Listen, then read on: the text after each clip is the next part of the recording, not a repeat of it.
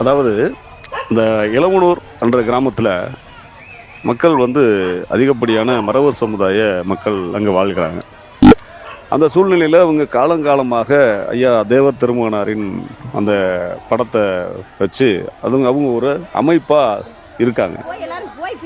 இந்த சூழ்நிலையில் ஏன்னா இது இன்று நேற்று வைத்த அந்த போர்டு கிடையாது, அது காலங்காலமாக வைத்து வழிபடக்கூடிய ஒரு போர்டு. ரெண்டாவது அந்த கிராமத்தில் சுற்று வட்டாரத்தில் இருக்கக்கூடிய மறவர் மக்களுக்கு வந்து அவர் தான் தெய்வம் அப்படின்ற பட்சத்தில் அவங்க வந்து ஒரு தனியாக ஒரு அமைப்பு மாதிரி செயல்பட்டு அந்த போர்டை வச்சு அதன் மூலமாக பசுமன் முத்துராமலிங்க தேவர் ஐயா தேவர் திருமணாரோட குரு பூஜைக்கு போகிறது வர்றது, அவரோட நிகழ்வுகளில் பங்கேற்கிறது, ஒரு கட்டமைப்போடு இருக்கிறது.